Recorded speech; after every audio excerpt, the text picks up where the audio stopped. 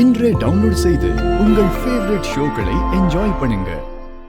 நீ மாடிப்படியிலேருந்து விழுந்து உனக்கு அடிபட்டுருச்சுன்னு தெரிஞ்சதும் மாமா எப்படி துடிச்சு போயிட்டாரு.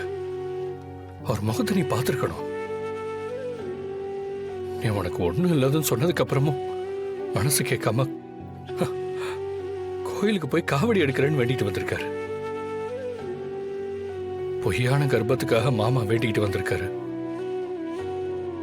நாளைக்கு அவருக்கு உண்மை தெரியும் போது என்ன ஆகும்னு பயமா இருக்குதானா? ஆமா கதிர், அவர் என் மேல காற்று ஆக்குற குழந்தை நல்லபடியா பிறக்கணுங்கிற ஆசையெல்லாம் அவருக்குள்ள வளர்ந்துகிட்டே போகுது. தனா, நம்ம அவர் ஏத்துக்கவே மாட்டாரு. அதுக்கப்புறம் அவர் மனசுல இடம் பிடிக்கிறதெல்லாம் முடியாம போயிடும். வாழ்நாள் பூரா நம்மளை ஒதுக்கி வச்சிருவார். ஏன் கதிர், நாம இப்பவே போய் அப்பா கிட்ட நான் கர்ப்பமா இல்ல, எனக்கு உண்டானது பொய்யான கர்ப்பம்னு சொல்லிடலாமா? சொல்லிடணும் தான் தோணுது, ஆனா மனசுக்கு தைரியம் வர மாட்டேங்குது. நீ சொன்ன மாமா எப்படி எடுத்துப்பாருன்னு வேற தெரியல. ஆனா என்னைக்கா இருந்தாலும் தெரியதானே போகுது. இல்லதானா, அது தானா தெரிஞ்சிட்டா பிரச்சனை இல்லை. ஆனா அவர் முகத்தை பார்த்து சொல்ல முடியுமான்னு தான் தெரியல. இப்போ என்னதான் பண்றது?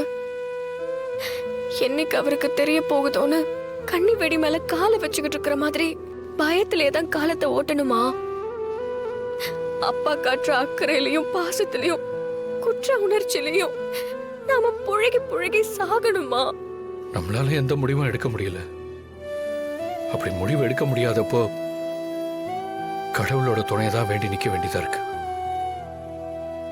மாமா எப்படி உனக்காக மாலை போட்டாரோ அதே மாதிரி நான் அவருக்காக மாலை போடலான்னு இருக்கேன். என்னடா சொல்ற? அவர் தன்னந்தனியா காவடி எடுத்துட்டு போறதுனால நானும் கூட போனா நல்லதுன்னு எனக்கு தோணுது.